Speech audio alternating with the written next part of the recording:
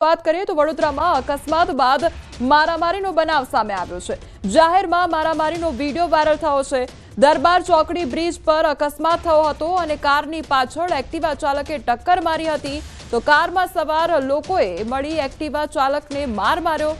એક મહિલા દોડવા જતા જમીન પર પટકાઈ હતી તો કાર ચાલકે બ્રેક મારતા અકસ્માત થયાનો આક્ષેપ કરવામાં આવી રહ્યો છે। તો અકસ્માત બાદ મારામારી કરવામાં આવી હતી। કાર ચાલકે બ્રેક મારતા અકસ્માત થયાનો આક્ષેપ અહીં કરવામાં આવ્યો છે। તો વડોદરાનો આ સમગ્ર મામલો સામે આવ્યો છે કે જ્યાં અકસ્માત બાદ મારામારીનો બનાવ બન્યો હતો।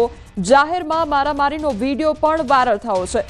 દરબાર ચોકડી બ્રિજ પર અકસ્માત થયો હતો અને કારની પાછળ એક્ટિવા ચાલકે ટક્કર મારી હતી તો કારમાં સવાર લોકોએ મળી એક્ટિવા ચાલકને માર માર્યો હતો।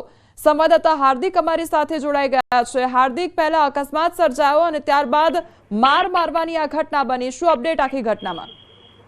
બિલકુલ થી જો આ ઘટનાની વાત કરીએ તો આમ તો ખૂબ જ સામાન્ય ઘટના કહી શકાય, પરંતુ કારમાં સવાર મહિલા અને પુરુષે જે વ્યવહાર કર્યો છે તે ખરેખર વખોડવા લાયક છે। આ દરબાર ચોકડી જે બ્રિજ છે ત્યાં આખો જે અકસ્માત છે તેની ઘટના સામે આવી છે। અકસ્માત થયો ત્યારબાદ જે મહિલાઓ તેમજ એક પુરુષ છે તે એક્ટિવા ચાલકને માર મારી રહ્યા છે તેવું આ દ્રશ્યોમાં જોઈ શકાય છે। ખૂબ સામાન્ય અકસ્માત હતો। કાર ચાલક જે છે તે પસાર થઈ રહ્યો હતો અને કારની બ્રેક મારી અને પાછળથી એક્ટિવા જે છે તે અંદર ઘૂસી ગઈ એટલે સામાન્ય અકસ્માત થયો। એમાં જે કારમાં સવાર લોકો છે તેઓ ઉશ્કેરાઈ ગયા હતા અને એક્ટિવા ચાલકને ઘેરી લીધો હતો અને ત્યારબાદ તેને જાહેરમાં માર મારવામાં આવ્યો હતો। બીજી મહત્વની વાત છે કે ત્યાં હાજર લોકો જે છે તેઓ પણ તમાશો જોઈ રહ્યા હતા। લોકોએ મધ્યસ્થી કરવાની જરૂર હતી, કારણ કે સામાન્ય જે તકરાર છે તે મોટું સ્વરૂપ ક્યારે લઈ લે તેનો ખ્યાલ આવતો નથી। ત્યારે હવે જે બંને પક્ષ છે તેમના દ્વારા સામસામે ફરિયાદ દાખલ કરવાની તૈયારી જે છે તે દર્શાવવામાં આવી છે। ત્યારે હવે આ મામલે પોલીસ ફરિયાદ દાખલ થાય છે કે કેમ તે આવનારો સમય બતાવશે। જી હાર્દિક, સમગ્ર માહિતી બદલ આપનો આભાર। રાજકોટમાં દેશી દારૂની ખુલ્લેઆમ હેરાફેરી કરવામાં આવી રહી છે। આજી ડેમ વિસ્તાર બાદ રાવકી ગામ પાસેનો વિડીયો વાયરલ થયો છે। છોટા હાથી વાહનમાં થતી હતી દેશી દારૂની હેરાફેરી। નશેડીઓ ખુલ્લેઆમ દારૂ ખરીદી પીતા નજરે પડ્યા છે અને સ્થાનિક પોલીસની સજાગતા પર અનેક સવાલ ઉઠી રહ્યા છે। આ નશેડીઓને પોલીસનો ડર કેમ નથી તે સવાલ ઉદ્ભવી રહ્યો છે। દેશી દારૂના સ્ટેન્ડ પર પોલીસની કાર્યવાહી કેમ નથી થતી તેને લઈને પણ અનેક સવાલો ઉદ્ભવી રહ્યા છે।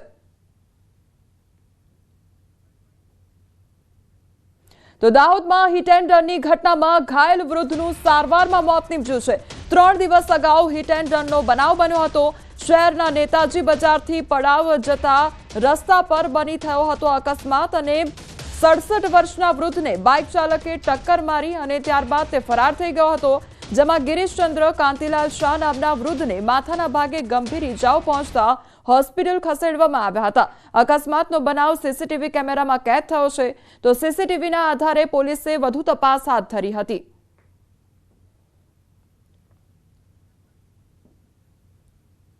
દાદરાનગર હવેલી અને વાપીની હદે આવેલા લવાછા ગામમાં બની છે કરુણ ઘટના।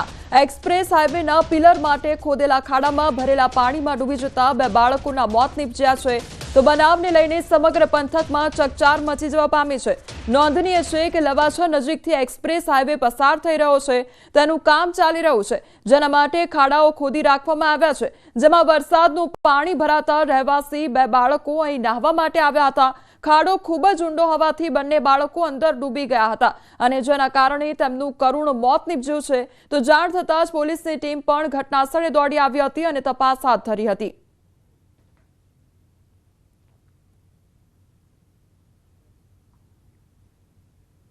રાજ્યમાં 4 પગનો આતંક સતત સામે આવી રહ્યો છે। આપની ટીવી સ્ક્રીન પરની આ 4 તસવીરો જુઓ, જેમાં વન્ય પ્રાણીથી લઈ શ્વાન અને ઢોરનો આતંક વધી રહ્યો છે। શ્વાન બાળકોના જીવ લઈ રહ્યા છે। નવસારીમાં આંતરિયાળ ગામોમાં ખૂંખાર દીપડા રહેણાંક વિસ્તારમાં ઘૂસી આવવાની ઘટનાઓ હવે સામાન્ય બની ગઈ છે। ચીખલીના કુકેરી ગામમાં રાત્રે દીપડાએ શ્વાનનો શિકાર કર્યો હોવાની ઘટના બની છે તો રાજકોટના શાપરમાં 5 શ્વાનોએ 5 વર્ષના બાળકનો જીવ લીધો છે। દ્વારકામાં આખલાઓનો આતંક યથાવત જોવા મળી રહ્યો છે।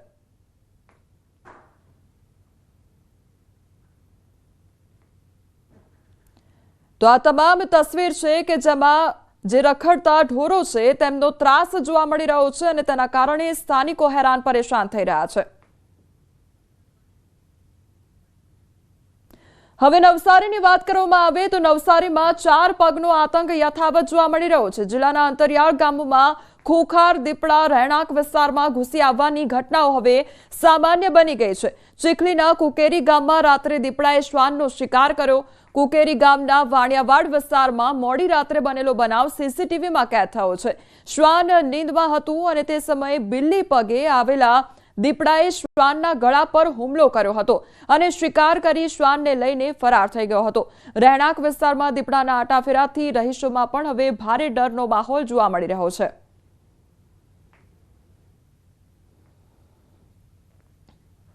વલસાડ જિલ્લામાં ફરી વખત કોરોનાએ એન્ટ્રી કરી છે। જિલ્લામાં કોરોના પોઝિટિવ વધુ 3 કેસ નોંધાતા ખળભળાટ મચી ગયો છે। મેડિકલ કોલેજના જ 3 યુવા તબીબોના રિપોર્ટ કોરોના પોઝિટિવ આવી ગયા છે। અગાઉ વાપીના એક વૃદ્ધનો રિપોર્ટ કોરોના પોઝિટિવ આવ્યો હતો। કોરોનાના કુલ 4 કેસ નોંધાતા જ આરોગ્ય વિભાગ દોડતું થયું છે। તકેદારીના ભાગરૂપે તમામ પગલાં લેવામાં આવ્યા છે તો હોસ્પિટલોમાં ટેસ્ટિંગ કીટ તેમજ સારવાર માટે દવાઓનો પૂરતો જથ્થો પણ તૈયાર રાખવામાં આવ્યો છે। આ સાથે જ લોકોને સાવચેત રહેવાના પણ સૂચનો આપવામાં આવી રહ્યા છે। વાપી ખાતે કોરોના ટેસ્ટમાં પોઝિટિવ આવ્યા ત્યારે બધા આરોગ્ય કર્મચારીને એલર્ટ કરી દેવામાં આવ્યા છે અને જે જૂના ગાઈડલાઈન પ્રમાણે ધારો કે સેનિટાઈઝરની વ્યવસ્થા, ટ્રિપલ માસ્કની વ્યવસ્થા, પીપી કિટની વ્યવસ્થા અને ઓક્સિજનની વ્યવસ્થા માટે દરેક પીએચસી, સીએચસી, એસડીએચમાં સૂચના આપવામાં આવ્યા છે। વડોદરામાં રસ્તા પર વાહન લઈને નીકળવું મોતના મુખમાં જવા સમાન છે અને ચોમાસે રોડ પર ભૂવા પડવાનો સિલસિલો યથાવત જોવા મળી રહ્યો છે। માત્ર 15 દિવસ પહેલા બનાવેલા રોડ પર ભૂવો પડી ગયો। ભ્રષ્ટાચારના ભૂવા ખોલી રહ્યા છે તંત્રની પોલ। કારેલીબાગ વિસ્તારમાં નવા બનેલા રોડ પર ભૂવો પડી ગયો। ભૂવો પડ્યા પછી અધિકારીઓએ બેરિકેડિંગ કરી સંતોષ માની લીધો છે। 12 કલાક ઉપર સમય થયો છતાં કોઈ પણ સમારકામ નથી કરવામાં આવ્યું। અગાઉ અકોટામાં પણ ભૂવો પડવાની ઘટના બની હતી। સામાન્ય એટલે રીતે ચોમાસું હોય ત્યારે ભૂવા પડવાની ઘટના એટલે થતી હોય। હજી તો ચોમાસાની શરૂઆત થઈ નથી ને આ ભ્રષ્ટાચારનો ભૂવો અહીંયા આગળ આંખ સામે દેખાઈ રહ્યો છે। લોકોના ટેક્સના રૂપિયાનું સાચું વળતર તો આપો। આ ટેક્સના રૂપિયાનું વળતર આપો છો તમે લોકો। આ ભૂવાનું સમારકામ જો 24 કલાકમાં કરવામાં નહીં આવે તો હું અહીંયા આગળ આંદોલન કરીશ। ગત વર્ષે પણ જે મસ્ત મોટો ભૂવો પડ્યો હતો ત્યારબાદ જે કહેવાય છે કે રિપેરિંગ કામગીરી કરવામાં આવી। હાલમાં ફરીથી એ જ જગ્યા ઉપર એની બાજુમાં જ જે મસ્ત મોટો ભૂવો પડ્યો છે થોડા સમય પહેલે જ એટલે કે 2 મહિના પહેલે જ આ નવીન રોડ બનાવવામાં આવ્યો। એટલે કંઈક ને કંઈક લાગી રહ્યું છે કે વડોદરા શહેરની અંદર જે પાણી પુરવઠા, ડ્રેનેજ શાખા સાથે સાથે રોડ કોન્ટ્રાક્ટર આ 3ને સંકલનનો અભાવ જોવા મળી રહ્યો છે। કારણ કે પુષ્કળ પ્રમાણમાં જ્યારે ભ્રષ્ટાચાર થયો હોય એટલે આ ભ્રષ્ટાચારના ભૂવા પડી રહ્યા છે ત્યારે આ ભૂવા કેમ પડી રહ્યા છે આનું સંપૂર્ણ નિરીક્ષણ કરવું જોઈએ, તપાસ કરવી જોઈએ તેવી અમારી ખાસ માંગણી છે। ઉપર તમને રેતી પાથરેલી પણ જોઈ શકાય છે। આ ખુલ્લો ભ્રષ્ટાચાર દેખાય છે અને આ રોડ જે દેખાય છે ભૂવો પડેલો ઓછામાં ઓછા 5 લેયર હોય રોડની અંદર। કપચી હોય, નાની ગ્રીટ હોય, માટીનું લેવલ પહેલાં જે સરખું કરવાનું એ કરેલું હોય પણ અત્યારે તમને ખાલી ને ખાલી ડામર જ જોવા મળે છે। એટલે કેટલું હલકી કક્ષાનું આ કામ કરેલું છે એ ચોખ્ખું જ જોવા મળે છે। કોન્ટ્રાક્ટરોને કોન્ટ્રાક્ટ આપી આ લોકો છૂટા થઈ જાય પછી કોઈ પણ સ્થળ પર માણસો કામ કરતા હોય છે પણ કોઈ પણ અધિકારી કોઈ પણ જગ્યાએ જોવા નથી મળતો કે જવાબદાર જે અધિકારી હોય કે કેવી રીતનું કામગીરી કરી રહ્યું છે એ કશું જ જોવામાં આવતું નથી। આજ દિન સુધી ચોમાસા દરમિયાન રસ્તા પર ભૂવા પડે એવા સમાચાર તમે સાંભળ્યા હશે, પરંતુ હવે વડોદરા શહેરમાં ઉનાળામાં પણ ભૂવા જે છે તે પડી રહ્યા છે। અત્યારે તમે આ દ્રશ્યો જે જોઈ રહ્યા છો તે કારેલીબાગ દીપિકા ગાર્ડન પાસેનો રસ્તો છે અને અહીંયા જોઈ શકાય છે કે મસ્ત મોટો ભૂવો પડ્યો છે। અહીંયા નવાઈની વાત એ છે કે થોડા દિવસો અગાઉ જ આ જે રોડ છે તે બનાવવામાં આવ્યો છે અને એના પર કાર્પેટિંગ જે છે તે કરવામાં આવ્યું છે। ત્યારે આટલા ઓછા સમયમાં આ રસ્તા પર ભૂવો પડી જતા ચોક્કસથી જે કોન્ટ્રાક્ટરની કામગીરી છે તેની સામે સવાલ ઉઠી રહ્યા છે। સ્થાનિક લોકો છે તેઓની અંદર ભારોભાર રોષની લાગણી જોવા મળી રહી છે, કારણ કે હવે તો વડોદરા શહેરના રસ્તાઓ પણ સુરક્ષિત રહ્યા નથી। રસ્તા પરથી જ્યારે પસાર થઈએ ત્યારે કયો રસ્તો ક્યારે બેસી જાય તેનું કંઈ પણ ગેરંટી કે વોરંટી હોતી નથી। આ જે ભૂવો પડ્યો છે તે વોર્ડ નંબર 7માં પડ્યો છે અને વોર્ડ નંબર 7ના જે સ્માર્ટ અધિકારીઓ છે તેમને માત્ર ને માત્ર બેરિકેડિંગ કરીને સંતોષ માન્યો છે। ત્યારે દ્રશ્યોમાં પણ જોઈ શકાય છે કે સ્થાનિક લોકો છે તેઓ રોષે ભરાયા છે અને ભૂવામાં અંદર ઉતરીને સ્થાનિક લોકો જે છે આ ભૂવો કેમ પડ્યો તેનું નિરીક્ષણ કરી રહ્યા છે। અસલમાં આ જવાબદારી અધિકારીઓની છે, ચૂંટાયેલા પ્રતિનિધિઓની છે, પરંતુ જ્યારે રોડ બનાવવામાં આવે છે અથવા તો ડ્રેનેજ શાખા દ્વારા કામ કરવામાં આવે છે ત્યારે અધિકારીઓ દ્વારા જે સ્થળ નિરીક્ષણ છે તે કરવામાં નથી આવતું, કામગીરીનું યોગ્ય મોનિટરિંગ નથી કરવામાં આવતું। એના કારણે જે કટકીબાજ કોન્ટ્રાક્ટરો હોય છે તેઓ ફાવી જાય છે અને અધિકારીઓને ટેબલ નીચેનો વ્યવહાર મળી જાય છે અને અધિકારીઓ પણ ફાવી જાય છે। ત્યારે છેલ્લે નાગરિકોએ વેઠવાનો વારો આવતો હોય છે। ત્યારે અકોટા બાદ હવે કારેલીબાગ વિસ્તારમાં ભૂવાનું સામ્રાજ્ય જોવા મળતા જે તંત્ર છે તેની સામે ચોક્કસથી સવાલો ઉઠી રહ્યા છે। હાર્દિક દીક્ષિત, ન્યૂઝ 18 ગુજરાતી, વડોદરા। પાટીદાર મહિલા અગ્રણી જિગીશા પટેલ અને ભાવિન ઉર્ફે બન્ની ગજેરાની કથિત ઓડિયો ક્લિપ વાયરલ થઈ રહી છે। વાયરલ થયેલ ઓડિયો ક્લિપમાં ખોડલધામ ચેરમેન નરેશ પટેલ સહિતનાઓનો ઉલ્લેખ કરવામાં આવ્યો છે। ઓડિયો ક્લિપમાં જિગીશા પટેલ બન્ની ગજેરાના માધ્યમથી નરેશ પટેલને બ્લેકમેલ કરી રહ્યા હોવાનું ફલિત થયું છે। ઓડિયો ક્લિપમાં એક કોરી સીડી સાથે વિડીયોનો સ્ક્રીનશોટ પાડી નરેશ પટેલની ઓફિસ ખાતે મોકલવાનું જિગીશા પટેલે બન્ની ગજેરાને કહી રહી છે। ઓડિયો ક્લિપમાં ગોંડલનું ફાર્મ હાઉસ, જેતપુરની છોકરી સહિતના શબ્દો બોલાયા છે। રોકડા મળે તો રોકડા લઈ લેવાય અને મિલકત મળે તો મિલકત લઈ લેવાય સહિતની બાબતો જિગીશા પટેલે બન્ની ગજેરાની જણાવી છે। શું જિગીશા ભાવિન ઉર્ફે બન્ની ગજેરા મારફતે ખંડણી ઉઘરાવવાનું કામકાજ કરી રહી છે? ભાવિન ઉર્ફે બન્ની ગજેરા વિરુદ્ધ 9 જુદા જુદા ગુના દાખલ થઈ ચૂક્યા છે। ખંડણી, એટ્રોસિટી, જાનથી મારી નાખવાની ધમકી સહિતની કલમ હેઠળ નોંધાઈ ચૂક્યા છે ગુના। વાયરલ થયેલ ઓડિયો ક્લિપની ન્યૂઝ 18 ગુજરાતી પુષ્ટિ નથી કરતું।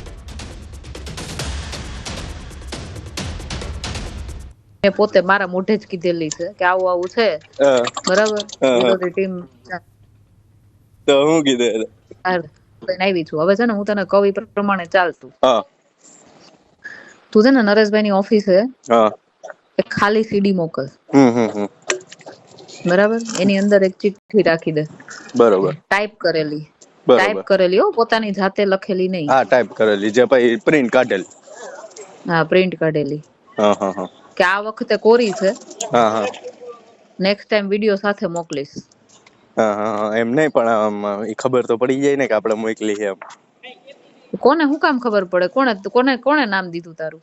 કુરિયર તો કુરિયર આપણે બધું કરીએ એટલે ત્યાં ડિટેલ આપણો છોકરો આપી આવે ઓફિસે, કહી દે અહીંયા કે નરેશભાઈ સિવાય કોઈને ખોલવા ન દેતા। હા, બરોબર, એ રીતનું સેટિંગ કરીને, બરાબર? કાઈ વાંધો નહીં, ગોઠવીએ। છોકરાને ખબર ના હોય કે અંદર શું હોય। બરોબર બરોબર। તારે દેવાનું નહીં, તારે કોઈ બીજા પાસે દેવડાવવાનું, એવું કરવાનું। અને કોઈ ઓળખતું ન હોય ને એવા માણસ પાસે દેવડાવવાનું। હા, બરોબર, હા, એ રીતનું કરીએ તો થાય। બરાબર? અને છે ને એમાં હારે એક છે ને ઓલો તે મને બતાવ્યો હતો ને, એક ફોટો મૂકી દે। હા, બરોબર, એ ખાલી સેમ્પલ મૂકી દેવાનું।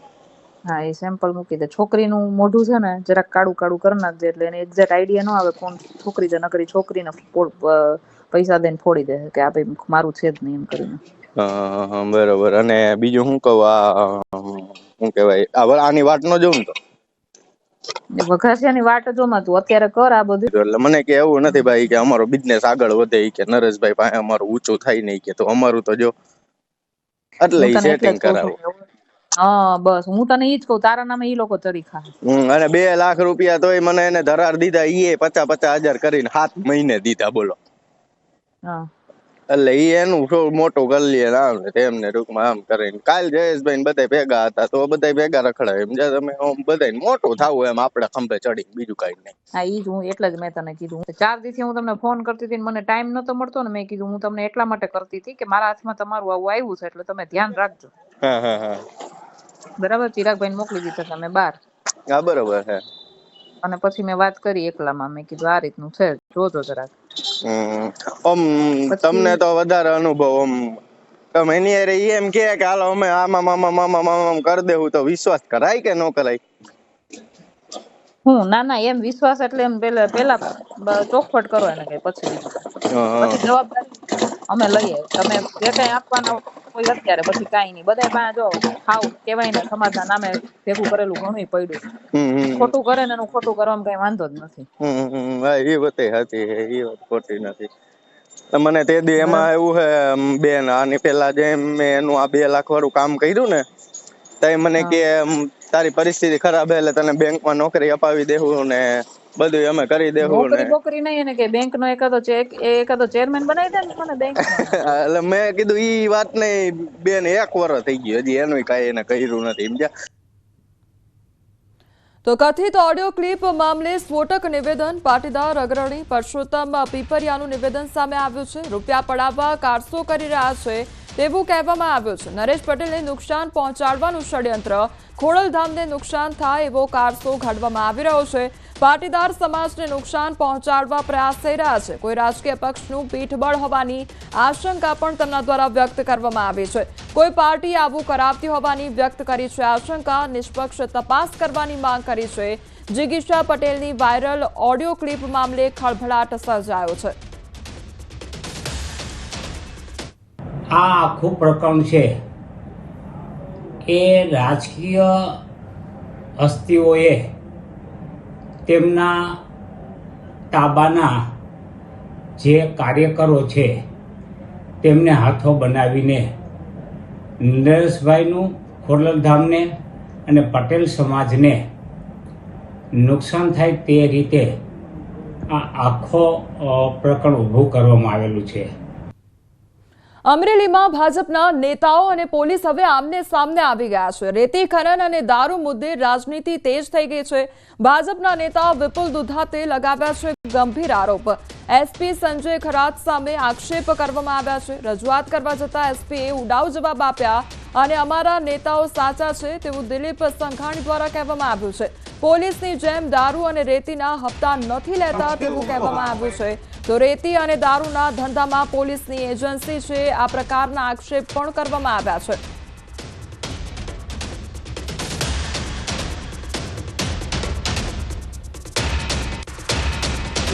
વિપુલભાઈ અને ભારતીય જનતા પાર્ટીના અન્ય કાર્યકર્તાઓ જ્યારે પહોંચ્યા ત્યારે એસપીએ આ ટીમને, વિપુલભાઈ સહિત આવેલા કાર્યકર્તાઓને 2 ગંભીર બાબતો કરી વાત.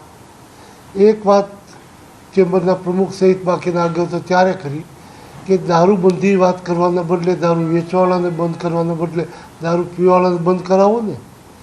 આ એસપીનો જવાબ લેશ માત્ર વ્યાજબી ન કહેવાય. કાયદાના રક્ષક, કાયદાનું ભક્ષણ થાય, વેપાર બીજા કરે એની મલાઈ પોતાએ ખાય, એ પરિસ્થિતિમાં પોતાની મલાઈ જૂટવાતી હોય એટલે આવો જવાબ આપે એ પણ વ્યાજબી ન કહેવાય. બીજી બાજુ રેતી ખનન બાબતમાં ભાજપ કાર્યાલય કેવી રીતે ચલાવો છો એ પણ મારે તપાસ કરવી પડશે. હું ખુલ્લેઆમ એસપીને કહું છું કે પાર્ટી કાર્યાલય ભારતીય જનતા પાર્ટીનો કાર્યકર્તા પોતાની જાતે ચલાવે છે. બહુ થાય કદાચ તો બાર્ગેનિંગ કાર્યકર્તાની અંદર કરીને પણ ચલાવે છે. નહીં કે તમારી જેમ રેતીના કે દારૂના હપ્તા લઈ અને તમે જે એસો આરામ કરો છો એવું નથી. અને મારે ખુલ્લેઆમ કહેવું છે કે રેતી અને દારૂ એ કોઈ જો ધંધો કરતા હોય કે એના જે કોઈ પેલું આખો એજન્સી હોય તો એ પોલીસની છે, એમાં જરા પણ યથિશોક્તિ નથી. કારણ અને એસપી એવું કીધું કે દારૂ પીવાવાળાને, વિપુલભાઈને એવું કીધું કે દારૂ પીવાવાળાને તમે કહો એ બંધ થઈ જાય. એ જવાબદારી વિપુલભાઈ દુધાતની છે કે પોલીસની છે? પહેલાં તો પોલીસને દારૂ જે વેચે છે ને એને બંધ કરાવો એટલે ઓટોમેટિક પીવાવાળા બંધ થઈ જાય. તમે દારૂના બુટલેગર પાસેથી હપ્તા લ્યો છો અને દારૂ પીવે એને પકડીને એની પાસેથી પણ પૈસા લ્યો છો. એટલે તમે તો એટલે કરવતની ધારની જેમ બંને બાજુથી પૈસા પડાવો છો. રેતીના ડમ્પર પોલીસના ચાલે છે, એમાં જરા પણ કહેવામાં મને બોલવું નથી. કારણ કે આ તો લોકભાગીદારીથી પોલીસ બધું કરે છે કે એના જ એજન્ટો નિમેલા છે. સમાચારોમાં આગળ વધીએ તે પહેલા રોકાઈશું એક બ્રેક માટે.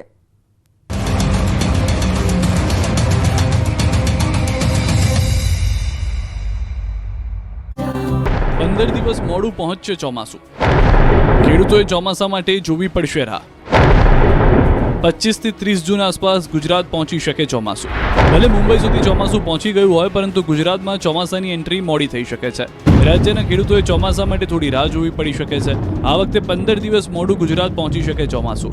હવામાન નિષ્ણાંત ચિરાગ શાહે આગાહી કરી છે કે ગુજરાતમાં ચોમાસું મોડું આવી શકે. જે ચોમાસું 14 થી 15 જૂને વહેલું આવવાનું હતું તેની જગ્યાએ 25 થી 30 જૂને ચોમાસું આવી શકે.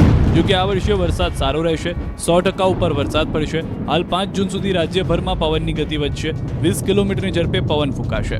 હવે આવનારું ચોમાસું લગભગ આપણે જે 14 અને 15 જૂનની આપણે જે આગાહી કરી હતી એની સામે હવે આવનારું ચોમાસું છે એ લગભગ આપણે 25 થી 30 જૂનની વચ્ચે જોવા મળશે. એની પાછળનું મુખ્ય કારણ એક જ છે કે અત્યારે જેવી આ 2-3 સિસ્ટમો સક્રિય હતી જેના કારણે જે ભેજના વાદળો છે ભેજ ખેંચાઈ રહ્યો છે અને બંગાળની ખાડીમાં જે સતત ડિપ્રેશનમાં જશે જેના કારણે ગુજરાત તરફના પવનો જે ભેજ છે એ પણ ત્યાં આગળ ખેંચાશે, જેના કારણે ગુજરાત ઉપર થોડી ઘણી ચોમાસામાં અસર પડશે. એવું નથી કે ચોમાસું બગાડવાનું છે. બીજી તરફ હવામાન નિષ્ણાંત અત્રેય શેટ્ટીએ આગાહી કરી છે કે હાલ ગુજરાતમાં ચોમાસું પહોંચવાની સંભાવના નથી. હાલ પૂર્વ ભારતમાં ચોમાસાની ગતિ સક્રિય છે. 12 જૂન બાદ ફરી ગતિ પકડી શકે છે ચોમાસું.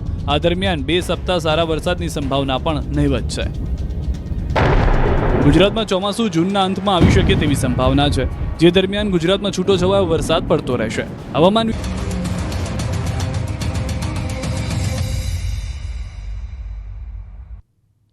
બ્રેક બાદ આપનું સ્વાગત છે. સમાચારમાં આગળ વધીએ તો શિક્ષણ મંત્રી પ્રફુલ્લ પાનસેરિયાનો વધુ એકવાર નિખાલસ અને બાળકો પ્રત્યેની લાગણીના દ્રશ્યો સામે આવ્યા છે. સુરતના કામરેજના ખોલવડ ગામ ખાતે રસ્તાના ખાતમુહૂર્ત કાર્યક્રમમાં શિક્ષણ પ્રધાન પ્રફુલ્લ પાનસેરિયાએ હાજરી આપી હતી. આ ખાતમુહૂર્ત દરમિયાન હાજર બાળકો સાથે સરળ સ્વભાવમાં વાર્તાલાપ કર્યો. સામાન્ય વ્યક્તિની જેમ ઓટલા પર બેસી વાતો કરી હતી. બાળકોને શાળામાં આપવામાં આવતા અભ્યાસની માહિતી પણ લીધી. સાથે જ સિંદૂર ઓપરેશનના મહિલા પાયલોટ વિશે પણ માહિતી આપી.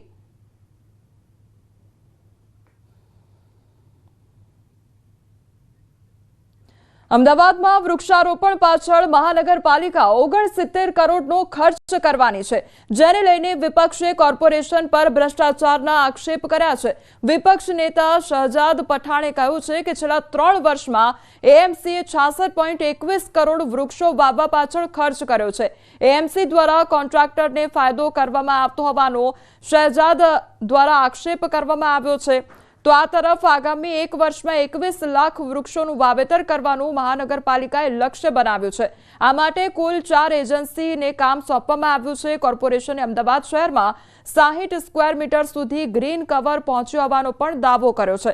મહત્વનું છે કે મુખ્યમંત્રીના હસ્તે 5 જૂન વિશ્વ પર્યાવરણ દિવસથી અમદાવાદમાં વૃક્ષારોપણ શરૂ થશે અને મિશન ફોર મિલિયન ટ્રીનો પ્રારંભ પણ કરવામાં આવશે.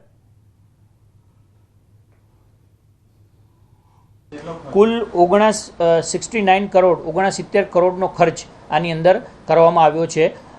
પણ ગત વર્ષને આ વર્ષ કરતાં ફરક એ છે, મેં જેમ કીધું એ પ્રમાણે ગત વર્ષની ટીએમટીની અંદર પાણી સપ્લાય એ કોર્પોરેશનના સિરે એની જવાબદારી હતી. આ વખતે એ જવાબદારી એજન્સીઓના માથે છે.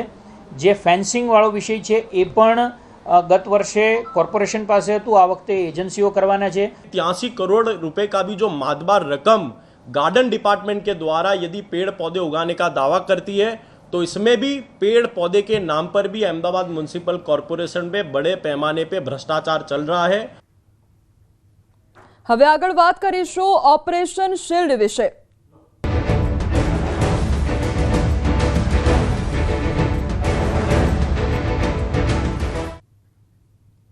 અમદાવાદની સિવિલ હોસ્પિટલમાં ઓક્સિજનને લઈ મોકડ્રીલ યોજાઈ અને હાલ સિવિલ હોસ્પિટલમાં 3 દર્દીઓ દાખલ છે. અન્ય હોમ આઇસોલેશનમાં છે. ત્યારે સિવિલ હોસ્પિટલમાં તકેદારી રૂપે ઓક્સિજનને લઈ મોકડ્રીલ યોજાઈ. સિવિલ સુપ્રિન્ટેન્ડન્ટે જણાવ્યું છે કે બી અને ટી ટાઈપના ઓક્સિજન બોટલના પ્લાન્ટ પણ તૈયાર છે. જો કે ગભરાવાની જરૂર નથી. સરકારની ગાઈડલાઈનનું ધ્યાન રાખવાનું છે. બીમાર હોય ત્યારે માસ્ક પહેરવાની કાળજી રાખવી જરૂરી છે. મોકડ્રીલ એક પાર્ટ છે જે આપણને પ્રિપેર્ડ કરાવે છે કે કોઈ પણ આવી સિચ્યુએશન ક્રિએટ થાય તો આપણે કેવી રીતે એની સામે લડવાનું છે. ફરીથી એકવાર કહીશ કે મહેરબાની કરીને કોઈ પણ વ્યક્તિ આપના થકી કહીશ કે ગભરાશો નહીં, સતર્કતા રાખજો, સાવચેતી ચોક્કસથી રાખજો. કેસીસ વધે છે, મેજોરિટી હોમ આઇસોલેશનમાં છે. દેશભરના નાગરિકોને સંરક્ષણ મામલે વધુને વધુ તાલીમબદ્ધ કરવાના ઉદ્દેશ્યથી વધુ એક વખત સિવિલ ડિફેન્સ મોકડ્રીલનું આયોજન કરવામાં આવ્યું છે। ત્યારે અમદાવાદમાં પણ ઓપરેશન શિલ્ડ અંતર્ગત આજરોજ સિવિલ ડિફેન્સ મોકડ્રીલ યોજાશે।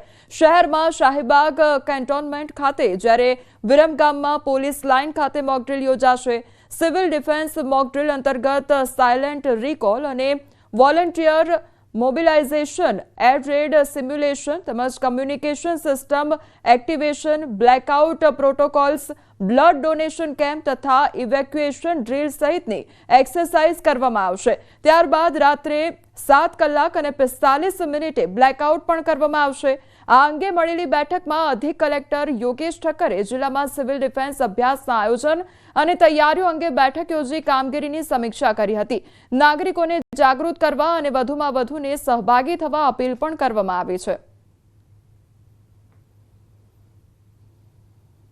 મોક ડ્રીલમાં 6 અલગ અલગ પ્રકારની એક્ટિવિટી અને ડ્રીલ કરવામાં આવશે।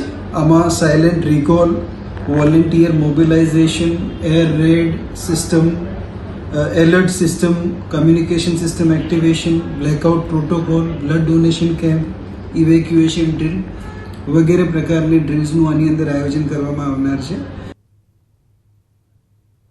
અમદાવાદમાં મલ્ટી એજન્સીઓ દ્વારા HDR કવાયત યોજવામાં આવી અને સાબરમતી નહેર પર યોજાઈ કવાયત તો કુદરતી આફત સમયે પહોંચી વળવા એજન્સીઓ દ્વારા ખાસ કવાયત યોજાઈ। NDRF, SDRF, પોલીસ, NCC અને સિવિલ ડિફેન્સની સંયુક્ત કવાયત હાથ ધરવામાં આવી।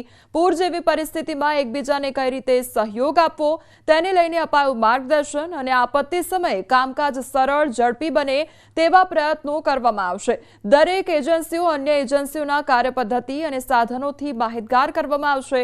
NDRF દ્વારા બચાવ કામગીરી અને ઊંડા પાણીથી બચાવ કામગીરી યોજાઈ। આર્મી એન્જિનિયરિંગ દ્વારા દોરડાથી સ્થળાંતર, ડ્રોનથી આવશ્યક ચીજવસ્તુઓ પહોંચાડવી। સેના દ્વારા રાહત શિબિર અને સ્થળાંતર કવાયત યોજાઈ। દરેક એજન્સીઓના સાધનોનું પ્રદર્શન પણ યોજવામાં આવ્યું તો બચાવ બોટ તેમજ દોરડા લોન્ચર, પાણીની અંદર ડાઇવિંગ કિટ, હવાઈ ડિલિવરી સિસ્ટમનું પ્રદર્શન હાથ ધરવામાં આવ્યું। हम हर वर्ष अपने फ्लड रिलीफ जो कॉलम्स हैं उनके ड्रिल को रिफाइन करते हैं और इम्प्रूवमेंट करते हैं और इस फ्लड रिलीफ के दौरान हम अकेले नहीं, हमारे साथ में NDRF, SDRF के नुमाइंदे भी हिस्सा लेते हैं। उसी को ड्रिल को ठीक करने के लिए, उनकी काबिलियत को समझने के लिए हमने आज ये डेमोन्स्ट्रेशन किया है ताकि हमें कभी भी इम्प्लॉयमेंट होने का मौका मिले तो हमारे बीच में तालमेल अच्छा हो सके और हम अच्छा काम कर सकें। हमने पिछले वर्ष हमारा इम्प्लॉयमेंट हुआ था आपके वडोदरा और आनंद ज़िले के अंदर। उस टाइम भी हमारा काफ़ी अच्छा तालमेल था और अच्छा इम्प्रूव करने के लिए हमने ये ड्रिल किया है।